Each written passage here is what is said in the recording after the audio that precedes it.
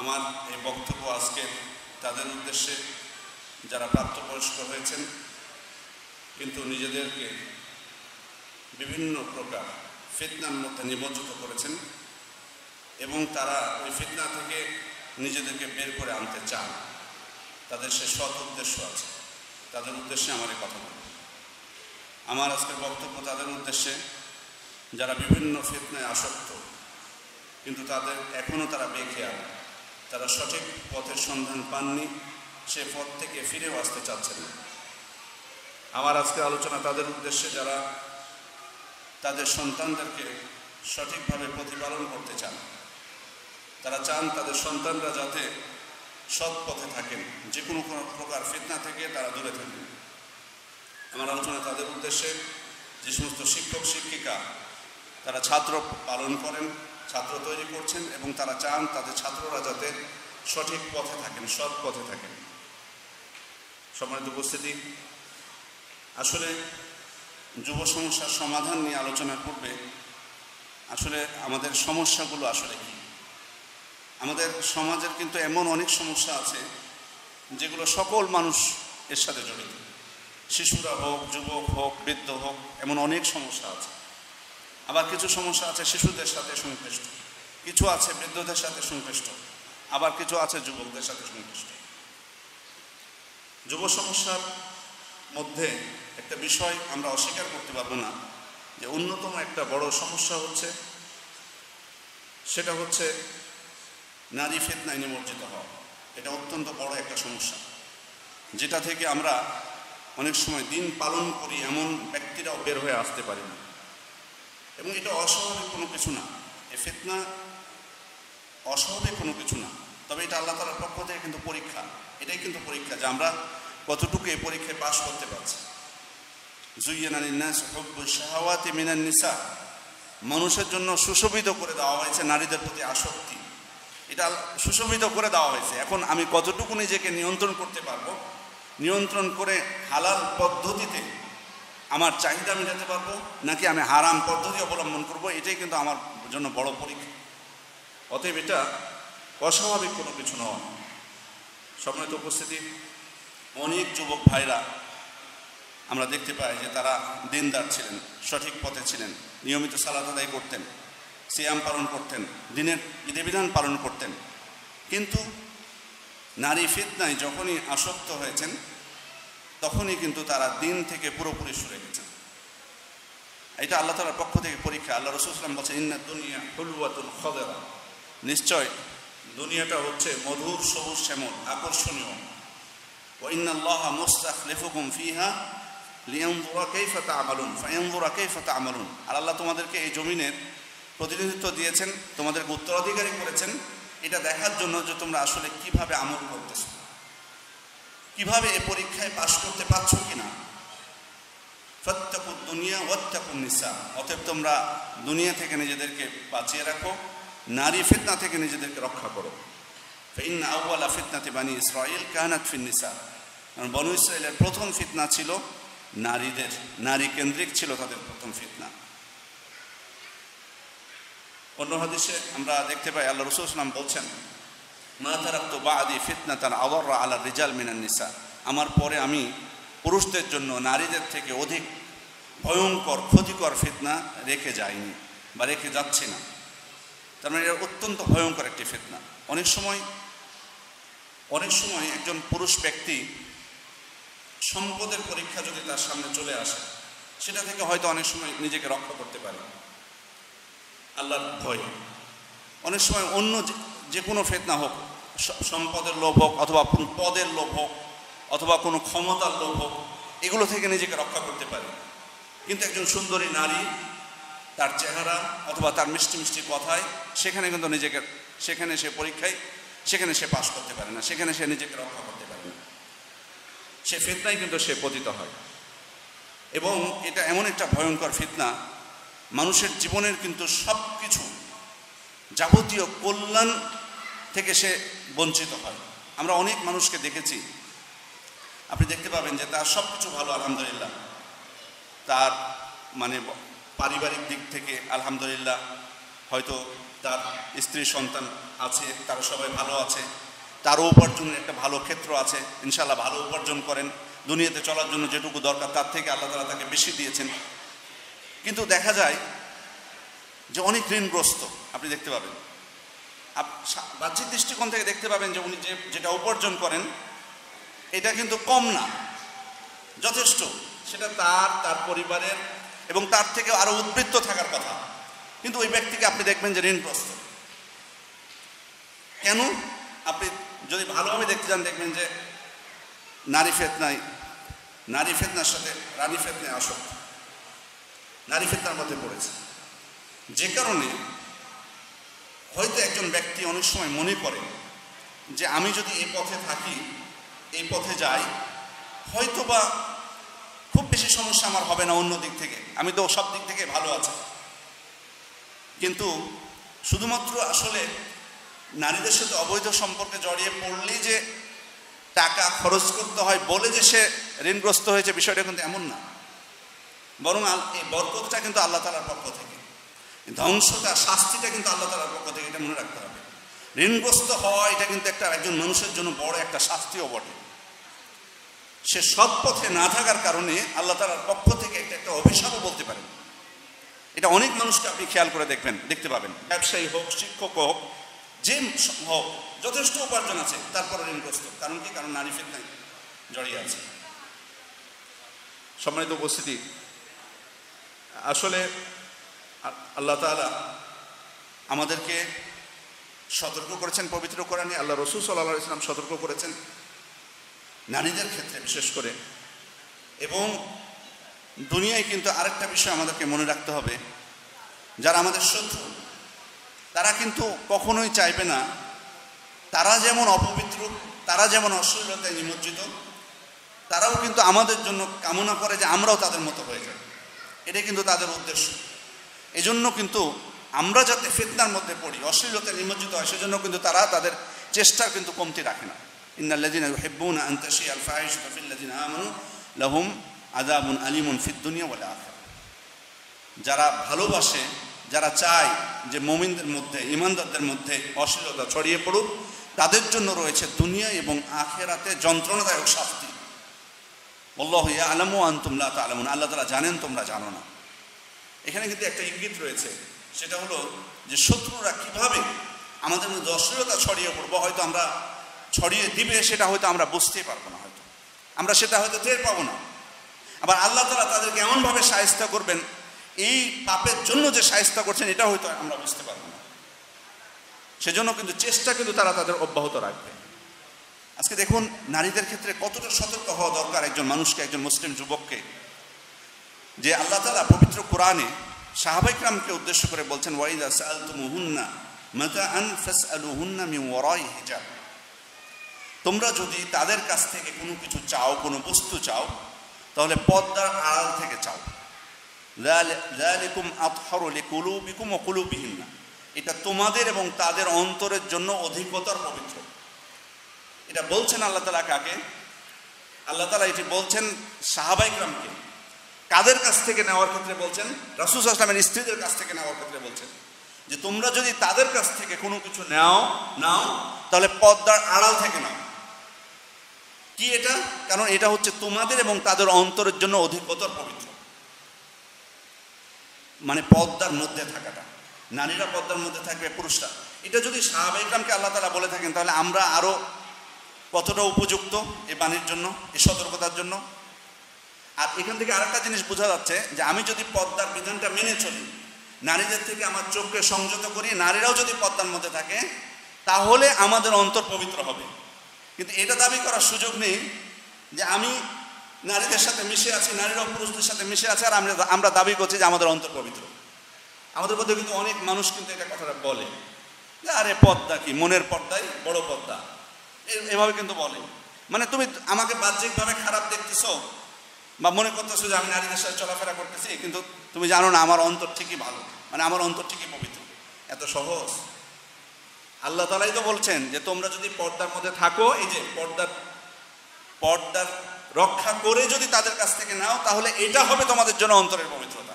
আর আপনি সেটার মধ্যে নিম্নজ্যোতি থেকে কিভাবে দাবি করতে পারেন যে আপনার অন্তর পবিত্র?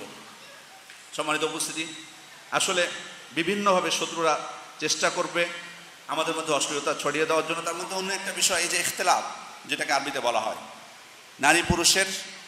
নারী পুরুষের অবাধ মিশ্রণ, সহশিক্ষা, সহ অবস্থান সব জায়গাতে, এটাও কিন্তু শত্রুদের একটা পাতানো ফাঁদ।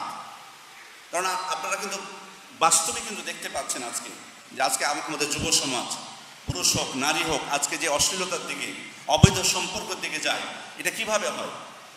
আজকে বলুন তো, যদি সেপারেট আপনি পরীক্ষা করে দেখবেন, পার্সেন্টেজগুলো দেখবেন, যে যারা শুধুমাত্র মানে যেগুলো বয়েজ স্কুল বা তারপর অথবা গার্লস স্কুল, যারা যেখানে যারা পড়াশোনা করে আর যারা একসাথে যেখানে সহশিক্ষা, যেখানে নিশ্চয় অবৈধ সম্পর্কের হারটা কোথায় বেশি, এটা কি আমাদেরকে বোঝাতে হবে নতুন করে পার্সেন্টেজ শতাংশ দেখাতে হবে? কোনো প্রয়োজন নেই, আপনারা নিজেরাই বুঝতে পারছেন। কর্মক্ষেত্রেও একই অবস্থা। যদি প্রত্যেকেই তাদের আলাদা আলাদা প্রতিষ্ঠানে কাজ করে, ছেলেরা ছেলেদের প্রতিষ্ঠানে, মেয়েরা মেয়েদের প্রতিষ্ঠানে, ছেলেরা ছেলেদের স্কুলে, মেয়েরা মেয়েদের স্কুলে পড়ে, তাহলে কি এই ফিতনা হওয়ার সম্ভাবনা আছে? হতে পারে, আমি বলছি না হবে না, সেটা না, সেটা তো অন্যভাবে বাড়িতে থাকা অবস্থাতেও হতে পারে, কিন্তু অবশ্যই কম হবে, এটা আপনাকে স্বীকার করতে হবে। এভাবেই কিন্তু তারা বিভিন্ন প্রকার পরিকল্পনা করেছে। আর এখন তো বুঝতে পারছেন সামাজিক যোগাযোগ মাধ্যম, নেটে এটা তো আরও অশ্লীলতাকে ছড়িয়ে দিয়েছে, যাতে কোনোভাবে যুবকরা নিজেদেরকে কন্ট্রোল করতে না পারে। কারণ তারা জানে যে দিনের ব্যাপারে যথেষ্ট, এরা দিনকে ভালোবাসে, কিন্তু ইমানের দিক থেকে তো আসলে আমরা আমলের দিক থেকে তো আসলে আমরা দুর্বল। এটা তো শত্রুরাও কিন্তু বোঝে যে আমলের দিক থেকে আমরা দুর্বল। এই জন্য সম্মানিত উপস্থিতি, ষড়যন্ত্র কিন্তু থাকবে, বিশেষ করে অশ্লীলতার মধ্যে যাতে আমরা নিমজ্জিত হই, এবং যারা ভালো পথে থাকবো তাদেরকে নিয়ে রসিকতা, ঠাট্টা তামাশা এটা কিন্তু করতেই থাকবে। আপনি যদি আবার ভালো পথে থাকেন, এটাও কিন্তু আপনার জন্য একটা বড় পরীক্ষা, কারণ এটাও কিন্তু চাইবে না শত্রুরা।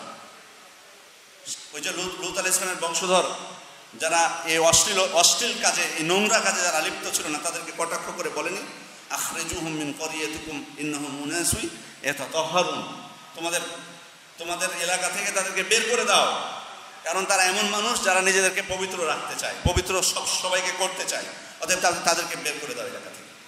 মানে ওরা কিন্তু বুঝতো যে অশ্লীলতা থেকে বেঁচে থাকাটাই হচ্ছে পবিত্রতা, কিন্তু এটাকেই কটাক্ষ করে তারা কথা বলেছে তাদেরকে বের করে দাও, এরা নিজেদেরকে পবিত্র রাখতে চায়।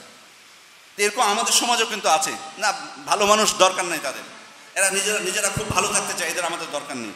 এটাও কিন্তু আসলে যারা দিন পালন করে তাদের জন্য কিন্তু একটা বড় পরীক্ষা। সম্মানিত উপস্থিতি, আসলে আমরা যদি এই অশ্লীলতায় নিমজ্জিত থাকি, তাহলে এর ভয়ঙ্কর পরিণতি আছে। কিন্তু তার আগে আমি একটু শুধু ইঙ্গিত দিয়ে যেতে চাই, ইঙ্গিত দিয়ে আমার মূল আলোচনার দিকে আমি যাব। সেটা হচ্ছে, দেখুন, ভালো পথে যদি থাকি আমরা, সেটাই আগে আমি বলতে চাই, ইতিবাচকতা দিয়ে শুরু করতে চাই। আজকে যদি সত্যিকার অর্থে আমরা যে কোনো প্রকার ফিতনা থেকে নিজেদেরকে বাঁচিয়ে রাখতে পারি, বিশেষ করে এই ফিতনা, নারী ফিতনা থেকে, দেখুন আল্লাহ তাআলার কিন্তু প্রশংসা আমরা পাবো। দুনিয়াতে তো আমরা আসলে প্রশংসা ভালোবাসি। আজকে যদি এখানে আমার প্রশংসা করা হয়, আমাকে খুব ভালো লাগবে, তো এটা তো মানুষের প্রশংসা। আসলে আল্লাহ যদি আমার প্রশংসা করেন, তখন আমাকে কেমন লাগবে? আল্লাহ তাআলা যদি আমাদের প্রশংসা করেন, সে প্রশংসা পেতে হলে দেখুন কি করতে হবে। আল্লাহ রাসূল সাল্লাল্লাহু আলাইহি ওয়াসাল্লাম বলেছেন, ইন্নাল্লাহা লা ইয়া'জাবু মিনাশ শাব লাইসাত লাহু সামা। আল্লাহ তাআলা ওই যুবকের ব্যাপারে বিস্মিত হন বা খুশি হন ওই যুবককে দেখে যার পাপের দিকে ঝোঁক নেই, যে যুবকের, তাকে দেখে আল্লাহ তাআলা বিস্মিত হন, তাকে দেখে খুশি হন। তো এটা আমি যদি সৎ পথে থাকতে পারি, এটা আল্লাহ তাআলার পক্ষ থেকে আমি প্রশংসা পেলাম না? সম্মানিত উপস্থিতি, আর আল্লাহ তাআলা তো বলে দিয়েছেন, কদ আফলাহাল মুমিনুন, মুমিনরা সফলকাম হয়েছেন। আর তার মধ্যে একটা বৈশিষ্ট্য বলেছেন, ওয়াল্লাযীনা হুম লিফুরুজিহিম হাফিজুন, যারা তাদের লজ্জাস্থানকে হেফাজত করে। লজ্জাস্থানকে হেফাজত করলে আমি সফল কামদের অন্তর্ভুক্ত। তাহলে এই জিনিসটা আমার অনুভূতি হবে যে হ্যাঁ, আমি সফল কামদের অন্তর্ভুক্ত। তাহলে আমি নিজেকে পাপ থেকে রক্ষা করতে পারবো। আর জান্নাত তো অবশ্যই আল্লাহ রাসূল সাল্লাল্লাহু আলাইহি ওয়াসাল্লাম আমাদেরকে ওয়াদা করেছেন, যদি আমরা নিজেদের লজ্জাস্থানকে হেফাজত করতে পারি। মান ইয়াতমান লিমা বাইনা লাহিয়াহি ওয়া বাইনা রিজলাইহি আদমান লাহুল জান্নাহ। যে ব্যক্তি দুই চোয়ালের মাঝের বস্তু আর দুই পায়ের মাঝের বস্তু, এই লজ্জাস্থানকে হেফাজত করতে পারবে বা এই দুই স্থান হেফাজতের নিশ্চয়তা দিবে আমাকে, আমি তাকে জান্নাতের নিশ্চয়তা দিচ্ছি। সুবহানাল্লাহ। তাহলে এই জিনিসটাও কিন্তু আমাদেরকে ফিল করতে হবে যে আমরা যদি আল্লাহর প্রশংসা চাই, আমরা যদি সফল হতে চাই, আমরা যদি জান্নাত পেতে চাই, তাহলে অবশ্যই আমাদেরকে এই সঠিক পথে থাকা, সৎ পথে থাকার বিকল্প নেই। শুধু জান্নাত নয়, কিয়ামতের দিনে কঠিন অবস্থায় যখন 7 প্রকার ব্যক্তিকে আল্লাহ তাআলা তার বিশেষ ছায়ায় বা তার আরশের ছায়ায় আশ্রয় দিবেন, তার মধ্যে এক প্রকার বলেছেন রজুলুন দাআতহু ইমরাআতুন যাতু মানসিব ও জামাল। ওই ব্যক্তি যাকে সুন্দরী উচ্চ বংশের একজন নারী পাপ কাজের জন্য, অশ্লীল কাজের জন্য আহ্বান করলো, কিন্তু সে বলল কি ইন্নী আখাফুল্লাহ, আমি আল্লাহ তাআলাকে ভয় পাই। সে নিজেকে রক্ষা করলো। ফিতনা কিন্তু আপনার সামনে চলে আসবে, সহজ করে দিবে পাপ করার জন্য, ওই সময় নিজেকে রক্ষা করতে হবে। তাহলে এই 7 প্রকার ব্যক্তির আমি অন্তর্ভুক্ত হতে পারবো। আর এটা আমাদের জন্য আসলে এটা আমরা কয়জন করতে পারি? আমরা তো অনেক সময় অশ্লীলতার পথ খুঁজি, আর উল্টো যদি অশ্লীলতার পথ আমার জন্য উন্মুক্ত করা হয়, তখন নিজেকে রক্ষা করাটা এটা কিন্তু অনেক বড় বিষয়। কিন্তু রক্ষা করেছেন, এরকম ঘটনা তো আছে। ইউসুফ আলাইহিস সালাম করেছিলেন না?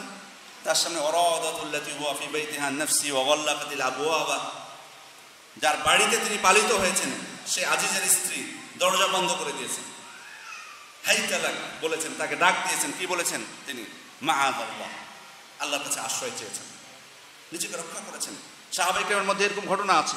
মারসাদ ইবনে আবি মারসাদ রাদিয়াল্লাহু আনহু, হাদিসে এসেছে কানা রাজুলান ইয়াহমিলুল আসরা মিন মক্কা হাত্তা ইয়াতিয়া বিহিমুল মদিনা।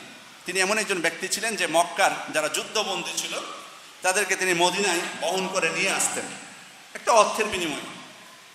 ওয়াকানাত ইমরাআতুন বাগিয়ুন বিমক্কা, তো মক্কায় এক পতিতা ছিল, খারাপ নারী ছিল, তার নাম ছিল আনা। এই নারী জাহিলি যুগে মারসাদ রাদিয়াল্লাহু আনহুর বান্ধবী ছিলেন। জাহিলি যুগে, ইসলাম গ্রহণের পর তো উনি এসব পথ থেকে ফিরে এসেছেন, কিন্তু জাহিলি যুগে এই নারীর সাথে তার পরিচয় ছিল, তার বান্ধবী ছিলেন এই নারী, এই পতিতা। তো উনি একদিন এক বন্দীকে মক্কা থেকে মদিনায় নিয়ে যাওয়ার জন্য উনি বলছেন যে মক্কার একটা দেওয়ালের ছায়ায় আমি চাঁদনি রাত্রিতে অপেক্ষা করছিলাম, চাঁদনি রাতে আমি অপেক্ষা করছি একটা দেওয়ালের ছায়ায়, একজন বন্দীকে আমি মক্কা থেকে মদিনায় নিয়ে যাব। তাই ওই সময় ওই নারী আনা, ওই জাহিলি যুগে যার সাথে তার সম্পর্ক ছিল, ওই নারী চলে এসেছেন। এসেই কিন্তু মারসাদকে চিনতে পেরেছেন। এসে বলছেন তুমি মারসাদ না? বলে হ্যাঁ আমি মারসাদ। তো ওই নারী তখন তাকে বলছেন হালুম্মা ফাবিত ইন্দানা লাইলা, আসো আজকে অনেকদিন পর তোমার সাথে দেখা হলো, আজকে আমার সাথে তুমি রাতটা কাটাও, মানে অশ্লীল কাজের জন্য আহ্বান করলো। তখন মারসাদ রাদিয়াল্লাহু আনহু তাকে বললেন ইয়া আনা হারামাল্লাহু জিনা, আনা আল্লাহ তাআলা ব্যভিচারকে হারাম করেছেন। তখন ওই আনা চিৎকার করে বলতে লাগলো ইয়া আহলাল খিয়াম হাযা রাজুলু ইয়াহমিলু আসরাকুম, হে তাবুবাসীরা দেখো এই ব্যক্তি তোমাদের যুদ্ধবন্দীদেরকে মদিনায় নিয়ে চলে যাচ্ছে। মানে ফাঁসিয়ে দিতে চাইলো তাকে, মানে তুই আমার কথায় সাড়া দিলি না অশ্লীল কাজে, যাক তোকে ধরিয়ে দেব তাদের কাছে, চিৎকার দিতে লাগলো। তো যাই হোক লম্বা ঘটনা অনেক। মারসাদ রাদিয়াল্লাহু আনহু বলছেন যে আমাকে প্রায় 8 জন ধাওয়া করলো, পরে উনি একটা গর্তে লুকিয়ে গেছিলেন। কিন্তু মূল বিষয়টা হলো দেখুন, তাকে যদি তারা পেত তাহলে কিন্তু তাকে হত্যা করত। তাহলে তিনি নিজেকে এই কঠিন ঝুঁকির মুখে ফেলে দিলেন। ঝুঁকির মুখে ফেলেন না, তারা যদি তাকে পেত তাহলে তো হত্যা করত। অথচ অশ্লীল কাজ করতে মোটেই তিনি সাড়া দিলেন না, বললেন না আল্লাহ তাআলা এটা আমার জন্য হারাম করেছেন। সুযোগ তো ছিল সহজ। এভাবে পৃথিবীর ইতিহাসে অনেক সৎ ব্যক্তি ছিলেন যারা নিজেদেরকে এগুলো থেকে রক্ষা করেছেন। সম্মানিত উপস্থিতি, পাপের মধ্যে থাকলে আসলে অন্তরের দিক থেকেও প্রশান্তি আসে না কখনো। অন্তরে কিন্তু সবসময় কিন্তু একটা সংকীর্ণতা সবসময় কিন্তু আপনি অনুভব করবেন। এজন্য অন্তরের প্রশান্তির জন্য হলেও কিন্তু আমাদেরকে বিশেষ করে সৎ পথে যদি না থাকে, এই জন্য আল্লাহ তাআলা বলেছেন ওয়া মান আরাদা আন যিকরি ফাইন্না লাহু মাঈশাতান দানকা, যে আমার স্মরণ থেকে মুখ ফিরে নিবে সে সংকীর্ণ জীবনযাপন করবে, সংকীর্ণ জীবনযাপন করবে, ভালো থাকতে পারবে না, অন্তরের দিক থেকেও সে স্বস্তি পাবে না। আর আখিরাতে আযাব তো আছে, আখিরাতের আযাব তো আছে, কারণ আল্লাহ তাআলা স্পষ্টই শিরক, হত্যা এবং ব্যভিচার এই 3টা পাপের কথা উল্লেখ করার পর বলছেন ওয়া মান ইয়াফআল যালিকা ইয়ালকা আসামা, যে ব্যক্তি এই কাজ করবে সে পাপী হবে। ওয়া ইউদাআফ লাহুল আযাব ইয়াউমাল কিয়ামাতি ওয়া ইয়াখলুদ ফীহি মুহানা, কিয়ামতের দিন তার শাস্তি দ্বিগুণ করা হবে এবং সেখানে লাঞ্ছিত অবস্থায় অবস্থান করবে চিরদিন সে সেখানে। তাহলে এটা কত মারাত্মক ভয়ঙ্কর পরিণতি যদি আমরা অশ্লীলতার মধ্যে নিমজ্জিত থাকি। সম্মানিত উপস্থিতি, আসলে মূলত আজকে যে যুব সমস্যার বিশেষ করে এই সমস্যাটার কথা যদি আমরা বলি, বা আরও যে বিভিন্ন সমস্যাগুলো আছে যুবকদের, এই যুব সমস্যার কারণগুলো আসলে কি, মৌলিক কারণ কি আসলে? প্রথম কারণ যেটা আমাদের সবার জানা আছে বা আমার আলোচনা থেকে স্পষ্ট হয়েছে, আমাদের দুর্বল ঈমান। এটা অবশ্যই স্বীকার করতে হবে, এটাই আসলে মূল কারণ। আর এই জন্য তো আল্লাহ রাসূল সাল্লাল্লাহু আলাইহি ওয়াসাল্লাম বলেছেন, লা ইয়াজনি জানি হিনা ইয়াজনি ওয়া হুয়া মুমিন। ব্যভিচারী যখন ব্যভিচার করে তখন সে মুমিন থাকে না। এটা অবশ্যই দুর্বল ঈমানের কারণে হয়, এটা আমাদেরকে স্বীকার করতে হবে। আমি এই কাজে নিমজ্জিত থাকবো, অশ্লীলতায়, আর আমি দাবি করবো যে আমার ঈমান খুব শক্তিশালী, এটা কখনো হতে পারে না। আমার ঈমানের দুর্বলতার কারণেই এটা হওয়া সম্ভব। দ্বিতীয় বিষয় হচ্ছে অসৎ সঙ্গ। অসৎ সঙ্গ এটা কিন্তু গুরুত্বপূর্ণ একটা বিষয়। এই অশ্লীলতা সহ বহু সমস্যায় যুব সমাজ আজকে জড়িয়ে থাকে বা নিমজ্জিত হয়, এর মূল কারণ হচ্ছে অসৎ সঙ্গটা। আর আল্লাহ তাআলা পবিত্র কুরআনে এবং আল্লাহ রাসূল হাদিসে কত যে সতর্ক করেছেন আমাদেরকে। কারণ এই অসৎ সঙ্গ দুনিয়াতে দেখুন, আপনি যদি অসৎদের সাথে থাকেন তাহলে আপনি কিন্তু তাদেরই অন্তর্ভুক্ত হলেন। ওয়া ইয়াতাওয়াল্লাহুম মিনকুম ফাইন্নাহু মিনহুম। তোমাদের কেউ যদি তাদেরকে বন্ধু হিসেবে গ্রহণ করে, সে তাদেরই অন্তর্ভুক্ত হবে। আপনি কাফেরদেরকে বন্ধু হিসেবে গ্রহণ করলেন, আপনি তাদেরই অন্তর্ভুক্ত। আপনি অসৎ লোককে, ফাসিককে বন্ধু হিসেবে গ্রহণ করলেন, আপনি ফাসিকদেরই অন্তর্ভুক্ত। মূলত আপনি দাবি করতে পারবেন না যে আপনি ভালো মানুষ, কিন্তু আপনি সাময়িক আপনি বন্ধু হিসেবে গ্রহণ করেছেন, কিন্তু আপনি ভালো না। আপনি যদি ভালো হন, আপনার বন্ধুরাও ভালো হবে। আপনি খারাপ মানুষকে বন্ধু হিসেবে গ্রহণ করতে পারেন না। দুনিয়াতেও আপনি যেমন তাদের অন্তর্ভুক্ত, আখিরাতেও কিন্তু আপনি তাদের সাথেই থাকবেন, এটা মনে রাখবেন। দুনিয়াতে আপনি যাদেরকে ভালোবাসছেন সঙ্গী হিসেবে, আখিরাতেও কিন্তু তাদের সাথে থাকতে হবে। আল মারউ মা আমান আহাব্বা। একজন ব্যক্তি যাকে ভালোবাসে কিয়ামতের দিন তার সাথেই থাকবে। এটা কিন্তু মারাত্মক। আজকে দেখুন আমাদের যুব সমাজ এমন কোনো কিছু ব্যক্তিকে আইডল হিসেবে গ্রহণ করে, এমনি এত ভালোবাসে, দেখবেন সে যেটা করে সেটাই অনুকরণ করে। যেমন হয়তো আমি নাম করছি না, কোনো একজন খেলোয়াড় খুব প্রিয়, তার খুব প্রিয়, এগুলো তো আমি মুসলিম ভাইদের কথাই বলতেছি। তো ওই খেলোয়াড় যেভাবে চুল রাখে, উনিও দেখবেন সেভাবে চুল রাখতেছে, পোশাকটা যেভাবে পরে সেভাবে দেখবেন পোশাকটা পরতেছে। কিন্তু একবার কি ভেবে দেখেছি আল্লাহ রাসূল সাল্লাল্লাহু আলাইহি ওয়াসাল্লামের বক্তব্য, আল মারউ মা আমান আহাব্বা। একজন ব্যক্তি যাকে ভালোবাসে কিয়ামতের দিন তার সাথে থাকবে। তা আমি আপনি কি চাই যে কিয়ামতের দিন এই ব্যক্তির সাথে থাকুক? কারণ এরা তো একবার পাকা অমুসলিম। তাদের সাথে থাকার অর্থটা কি বলুন তো? তারা নিজেদেরকে ধ্বংস করে না? সম্মানিত উপস্থিতি, এজন্য সৎ ব্যক্তি, এই কিয়ামতের দিন কিন্তু আমাদেরকে আফসোস করতে হবে। এজন্য সেদিন কি বলবো, ইয়া ওয়াইলাতা লাইতানি লাম আত্তাখিয ফুলানান খালিলা। হাই আফসোস, আমি যদি উমুককে আমার বন্ধু হিসেবে গ্রহণ না করতাম। সেজন্য সেদিন কিন্তু আমাদেরকে আফসোস করতে হবে। আল মারউ আলা দীনি খলিলিহি। একজন ব্যক্তি তার বন্ধুর দিনের অনুসারী হয়, রীতিনীতির অনুসারী হয়। ফালইয়ানজুর আহাদুকুম মা ইউখালিল। সুতরাং তোমাদের মধ্যে একজন ব্যক্তি যাতে খেয়াল করে, তোমরা যাতে খেয়াল করো কাকে তুমি বন্ধু হিসেবে গ্রহণ করবা। কারণ যাকে বন্ধু হিসেবে তুমি গ্রহণ করবা, তুমি কিন্তু তার রীতি অনুযায়ী কিন্তু চলবা। হিসাব করতে হবে, তার দ্বারা তুমি কিন্তু প্রভাবিত হবা। এই জন্য তো আল্লাহ রাসূল উদাহরণ দিয়েছেন সৎসঙ্গ এবং অসৎ সঙ্গের কার সাথে? ওই যে আতর বিক্রেতা এবং কামারের আগুনের সাথে। কেন? কারণ আপনি প্রভাবিত হবেন। ভালো মানুষের সাথে থাকলে কল্যাণ লাভ করবেন, কিন্তু অসৎ মানুষ, খারাপ মানুষের সাথে থাকলে আপনি কিন্তু বিপদগ্রস্ত হবেন। সম্মানিত উপস্থিতি, এই জন্য ভালো মানুষ খারাপ মানুষ কখনো এক হতে পারে না। আফামান কানা মুমিনান কামান কানা ফাসিকান লা ইস্তাওয়ান। যে ব্যক্তি মুমিন সে কি ফাসিকের মতো হতে পারে? কখনোই সমান হবে না। আল্লাহ তাআলা আমাদেরকে সতর্ক করেছেন। এটা 2 নম্বর কারণ। এটা আমাদেরকে খুব সতর্কতার সাথে, আমরা অনেক সময় মনে করি, অনেক ভাইরা আবার আমাদের বলেন যে দাওয়াতের সাথে আমি তার সাথে চলাফেরা করছি। দাওয়াতের সাথে মানে আপনি সঠিক মানাজের দাওয়াত পেয়েছেন, ওই জন্য তাকে ওই পথে নিয়ে আসবেন, ওই জন্য সাথে সবসময় তাকে আন্তরিক বন্ধু হিসেবে গ্রহণ করে নেবেন। হ্যাঁ, তার সাথে সৌজন্যবোধ দেখাবেন, তার সাথে আপনি ভালো কথা বলবেন, হয়তো কিছু সময় দিলেন মাঝে মধ্যে, সেটা আলাদা বিষয়। কিন্তু আপনি তার সাথে সবসময় বসে থাকা, ঘুমানো, চলাফেরা দাওয়াতের সাথে না। আপনি দেখবেন আপনি কি দাওয়াত দেবেন, সেই তার পথে আপনাকে দাওয়াত দিয়ে নিয়ে চলে যাবে। তখন কি হবে? আমরা দুর্বল, ঈমান তো দুর্বল, আমাদের শয়তান তো প্রস্তুত হয়ে থাকে সব দিক থেকে।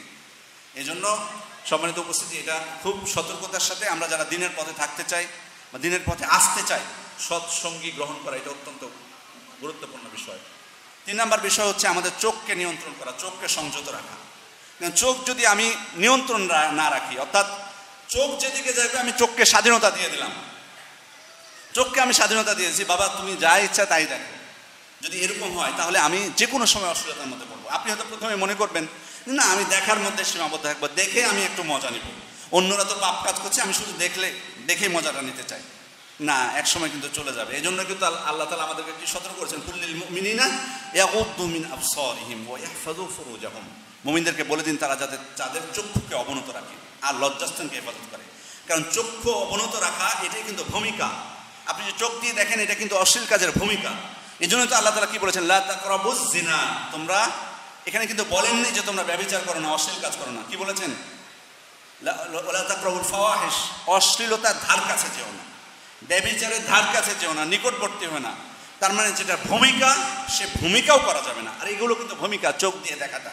সুতরাং আজকে যদি আমরা চক্ষুকে হেফাজত করতে না পারি তাহলে কিন্তু যে কোনো সময় এই ফিতনায় পড়ে যাব। চতুর্থ কারণ হচ্ছে যুব সমাজের যে সমস্যাগুলো তার মধ্যে অন্যতম একটা সমস্যা হচ্ছে একাকিত্ব এবং অবসর। এটা কিন্তু খুব বড় একটা কারণ। অবসর যখন আপনার থাকবে, অর্থাৎ আপনার কোনো কাজ নেই, তখন কিন্তু এ শূন্য স্থান দখল করবে। কিন্তু ধরুন আপনি ভালো কাজ নিয়ে কোনো চিন্তা করছেন না। কারণ অনেক মানুষ অনেকে আছেন ভালো কিছু চিন্তা করতেছেন, উনি সমাজের জন্য কিভাবে উপকার করবেন, কিভাবে ওনার প্রতিষ্ঠানটা তিনি গড়ে তুলবেন, কিভাবে ব্যবসা প্রতিষ্ঠানটা ওনার হালাল ব্যবসা প্রতিষ্ঠান কিভাবে গড়ে তুলবেন, ওনার মাথা কিন্তু ব্যস্ত। কিন্তু আপনার যদি কোনো কাজ না থাকে, ওই শূন্য স্থানটা দখল করবে তখন শয়তান তখন দখল করবে এই স্থানটা। তখন আমাকে আপনাকে বিভিন্ন ধরনের কুমন্ত্রণা, নোংরা চিন্তা ভাবনা কিন্তু সেটার আবির্ভাব সে ঘটাবে। এই জন্য অবসর আমাদের এমন যেন সময় আমরা না রাখি যেটা খুব অবসর সময়, ওই সময় আমার কোনো কিছু করার থাকে না, শুধু মোবাইল টিভি বা এমনি চিন্তা ভাবনা করি, ভাবি আমি আকাশের দিকে তাকিয়ে, এরকম সময় রাখবেন না। নিজেকে ব্যস্ত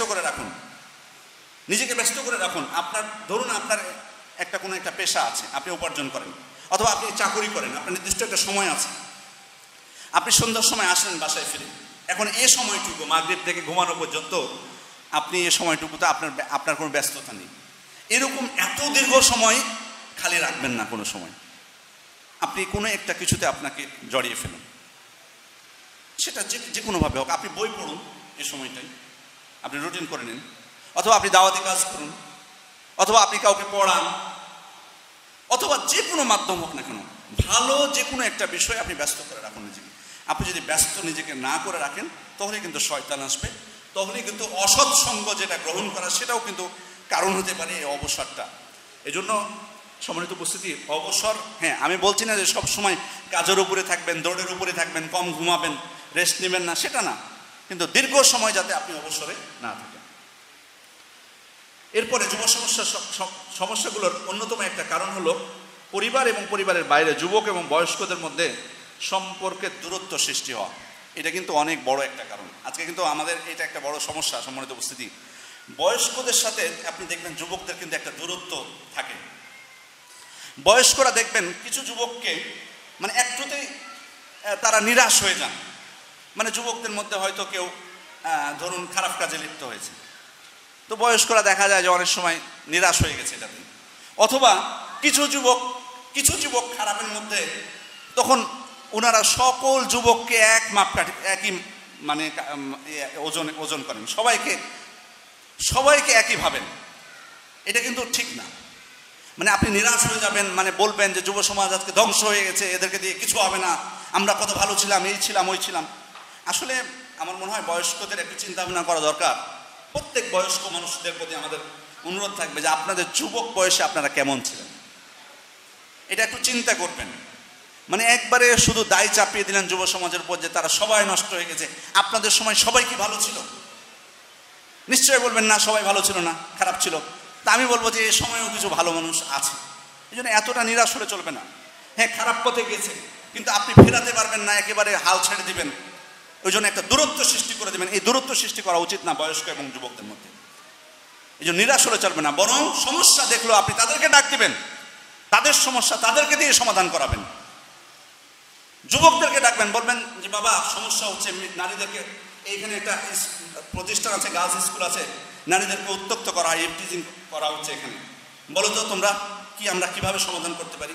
আপনি যুবকদেরকে ডাক দেন, তাদের কাছ থেকে সমাধান নেন। আপনি দূরত্ব সৃষ্টি করবেন কেন? এটা কিন্তু মোটেই ঠিক না, দূরত্ব সৃষ্টি করাটা। আর যুবকদেরও উচিত না হেও করা। আমাদের অনেক যুবক ভাইরা বয়স্কদেরকে হেও করে, বলে যে ওর বয়স হয়ে গেছে, কিচ্ছু বোঝে না, মাথায় কিচ্ছু নাই, আর কত, এরকম আমরা মনে করি। কিন্তু এটাও কিন্তু ঠিক না। বরং তাদের কিন্তু তাদের বয়স হয়েছে ঠিক, কিন্তু আল্লাহ তাদের কিন্তু একটা অভিজ্ঞতা হয়েছে। আপনি হয়তো কি মনে করতেছেন না তার কিচ্ছু মনে নাই, বা তার ভালো সমাধান দেওয়ার মতো কোনো কিছু নাই, তার বয়স হয়ে গেছে, দুর্বল হয়ে গেছে, অনেক কিছু ভাবতেছেন, কিন্তু না। অথবা কোনো একটা মতামত দিলে আপনি কোনো গুরুত্বই দিলেন না, এরকম করবেন না। অবশ্যই তাদেরকে সম্মান করবেন। তার অভিজ্ঞতার কিন্তু একটা মূল্য আছে, এটা আমাদেরকে মনে রাখতে হবে। আপনি আমাদের আল্লাহ শক্তি দিয়েছেন, কিন্তু অভিজ্ঞতার কিন্তু একটা দাম আছে। এই জন্য আমরা কোনো কাজ যাতে না বলি যে না আরে বয়স্কদেরকে দিয়ে হবে না, আসো আমরা যুবকরাই মিলে করি, আমরা যুবকরাই ঠিক হব, এটাও কিন্তু ঠিক না। মূলত এই সমস্যাটার কারণে আজকে যুবকরা অনেক সমস্যায় পড়তেছে, অর্থাৎ যুবক এবং বয়স্ক তাদের মধ্যে দূরত্ব সৃষ্টি না করা। এরপরে আমি যেহেতু সময় শেষ হয়ে আসছে, এরপর সমাধানের দিকে আমি যাই। আমরা যুব সমস্যার সমাধান কিভাবে করব? প্রথম বিষয় হলো, আমরা যদি নানা সমস্যা থেকে দূরে থাকতে চাই, ভালো পথে থাকতে চাই, তাহলে যে কোনো একটা দিনই আশ্রয়ে থাকার চেষ্টা করব। দিনই আশ্রয়ে থাকার চেষ্টা করব আমরা। যেমন আপনি একটা ভালো প্রতিষ্ঠানের সাথে থাকবেন, আপনি একটা ভালো ব্যক্তিদের আশ্রয়ে থাকবেন, একজন ভালো আলেমের আশ্রয়ে থাকবেন, তার সাথে আপনার যোগাযোগটা রাখবেন, তার সাথে আপনি মাঝে মাঝে সাক্ষাৎ করবেন, আপনার সমস্যাগুলো তাকে বলবেন। আপনি ভালো সহি মানহাজ ভিত্তিক কোনো সংস্থা বা সংগঠন বা ফাউন্ডেশন, তাদের সাথে আপনি থাকতে পারেন। যেমন ICDF, আপনি তাদের সাথে থাকুন। এখানে থাকলে কি হবে, আপনি তখন ভালো কাজে আপনি নিজেকে ব্যস্ত করে রাখবেন। আপনার কোনো সমস্যা হয়েছে, আপনি কোনো সমস্যা ফিল করতেছেন, আপনি তখন বলতে পারবেন, আপনি সমাধান নিতে পারবেন। এখানে আলেম ওলামারা আছেন উপদেষ্টা হিসেবে, তাদের কাছ থেকে আপনি সমাধান নিতে পারবেন। এটা গুরুত্বপূর্ণ, হ্যাঁ। কিন্তু এটাকে যাতে আমি আবার ওয়ালা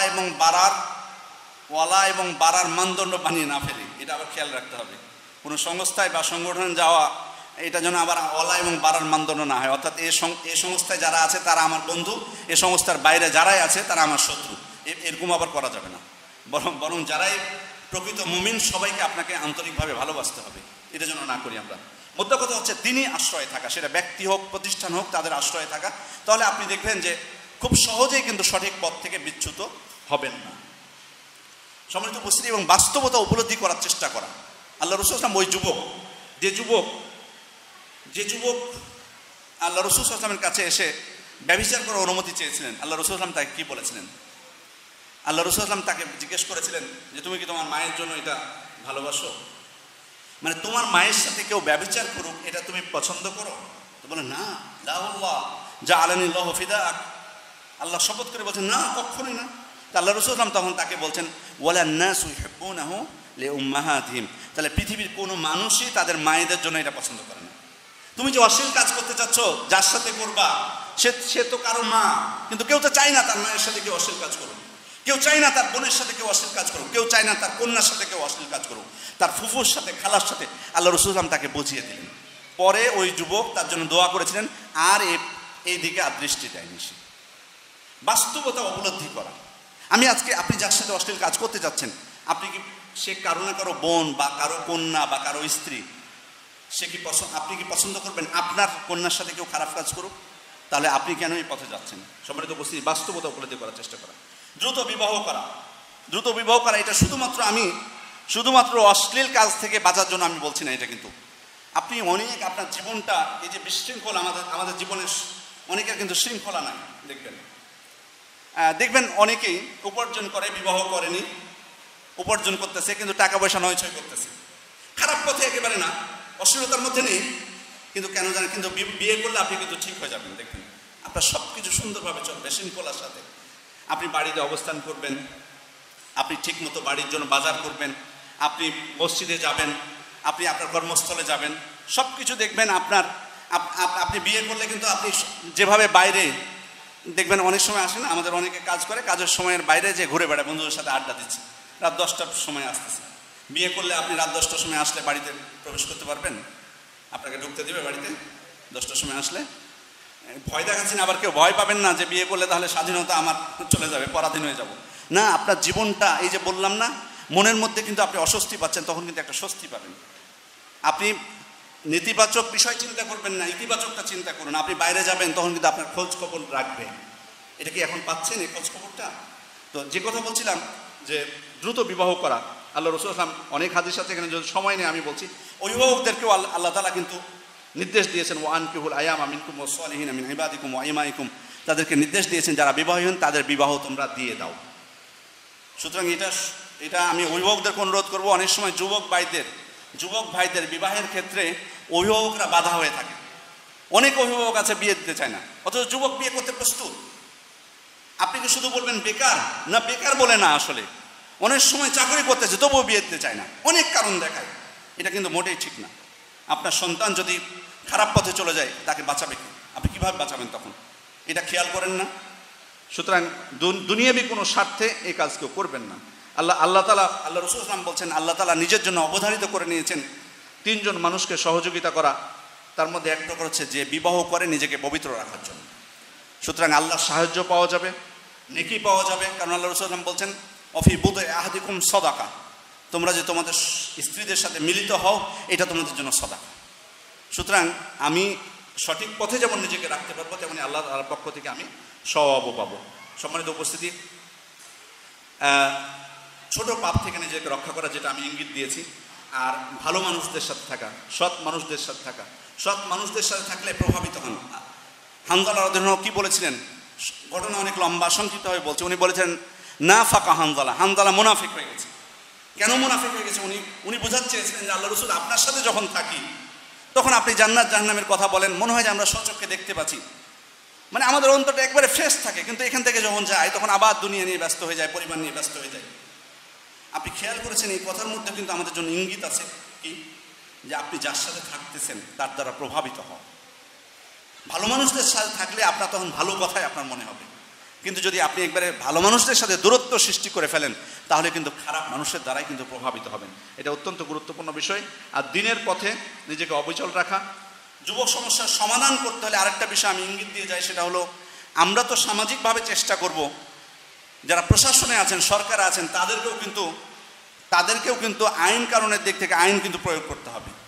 কারণ আজকে দেখুন, আজকে অনেকগুলো পার্ক আপনারা দেখতে পাবেন আমাদের বাংলাদেশে ছড়িয়ে ছিটে আছে, সেগুলো কিন্তু অশ্লীলতার কেন্দ্র বলা যায়। সরকার জানে না যে পার্কগুলোতে অশ্লীল কাজ হয়, বন্ধ করছে না কেন? যেখানে পতিতাবৃত্তি হয় সরকার জানে না যে হোটেলগুলোতে এই অশ্লীল কাজগুলো হয়, তো কঠোর আইন বাস্তবায়ন করছে না কেন? তারা যদি কঠোর হতো তাহলে অনেক পাপ কমে আসতো না। এখানে কিন্তু তবে সামাজিকভাবেও আমাদের কিছু বিষয় সরকার করছে না, কিন্তু আমরা সামাজিকভাবে কিছু উদ্যোগ নেওয়ার চেষ্টা করব। আমরা যারা একসাথে বসবাস করি আমরা বলবো যে আসুন আমাদের স্ত্রী, আমাদের কন্যাদেরকে আমরা পর্দা করাই। কেউ যদি তার কন্যা বা স্ত্রীদেরকে পর্দা না করাই তাকে আমরা সমাজচ্যুত করবো, তোমাদের সাথে আমাদের সম্পর্ক থাকবে না। সামাজিকভাবেও কিন্তু আমরা কিছু ব্যবস্থা নিতে পারি। আমাদের সন্তানদেরকে আমরা চেষ্টা করব সহশিক্ষা মূলক যে প্রতিষ্ঠানগুলো সেগুলোতে না দিয়ে ছেলেদেরকে ছেলেদের স্কুলে, মেয়েদেরকে মেয়েদের স্কুলে। আর মাদকের বিষয়টা এটা অত্যন্ত গুরুত্বপূর্ণ বিষয়। এ ব্যাপারে আমরা যেমন নিজেরা সতর্ক হব, কারণ এটা কিন্তু মাদকটা কিন্তু আল্লাহ রাসূল সাল্লাল্লাহু আলাইহি ওয়াসাল্লাম বলছেন লা তাশরাবুল খামর ফাইন্নাহা মিফতাহু কুল্লি শার, তোমরা মদ পান করো না, কারণ এটা সকল পাপ কর্মের মূল হচ্ছে এই মাদকতা। তার মানে শুধু মদ পান করলে যে মাদকাসক্ত হয়, নেশাগ্রস্ত হয়, এটা কিন্তু না, বরং এর দ্বারা তখন বহু পাপ হয়। এজন্য এই মাদকের ব্যাপারে কিন্তু আমাদেরকে সতর্ক হতে হবে। এটা আমরা নিজেরাও, যেমন আমাদের সন্তানদের ক্ষেত্রে আমি বলবো যে আসুন সতর্ক হই। যারা আমরা শিক্ষক আছি বা প্রতিষ্ঠান প্রধান আছি, আসুন আমরা ছাত্রদের বিষয়ে সতর্ক হই। যারা প্রশাসনের দায়িত্বে আছেন, সরকার যারা, তাদেরও উচিত এই বিষয়টা। কারণ আমরা তো অনেক কথা শুনি বাহ্যিকভাবে যে আইন করেছে, শাস্তি এটা আছে, বহু কিছু, কিন্তু এটা নিয়ন্ত্রণ করা যাচ্ছে না কেন? এটাকে যদি নিয়ন্ত্রণ করা যেত তাহলে তো হয়তো অনেক মানুষ চাইতো, কিন্তু যখন পাবে না আস্তে আস্তে তো সঠিক পথে আসতে পারে। এই জন্য আমাদের উচিত হচ্ছে যে কঠোরভাবে এগুলোকে নিয়ন্ত্রণ করা। যদি আমরা নিয়ন্ত্রণ করতে না পারি মাদককে, তাহলে কিন্তু যুব সমাজকে আপনি যতই কিছু বলুন না কেন, আপনি সঠিক পথে নিয়ে আসতে পারবেন না, শৃঙ্খলার পথে নিয়ে আসতে পারবেন না। যাই হোক, আমার সময় যেহেতু শেষ হয়েছে আমি এখানে শেষ করছি। আরও কিছু কথা ছিল, ইনশাআল্লাহ ভবিষ্যতে যদি সুযোগ হয় আবার শেয়ার করব। আপনারা যারা উপস্থিত হয়েছেন আপনাদের সবার প্রতি কৃতজ্ঞতা জানাচ্ছি। যারা এই আয়োজন করেছেন এবং আমাকে কথা বলার সুযোগ করে দিয়েছেন, আমি তাদের সবার প্রতি কৃতজ্ঞতা জানিয়ে আমার আলোচনা এখানে শেষ করছি। ওয়া আখিরু দাওয়ানা আলহামদুলিল্লাহি রাব্বিল আলামিন। আসসালামু আলাইকুম ওয়া রাহমাতুল্লাহি ওয়া বারাকাতুহু।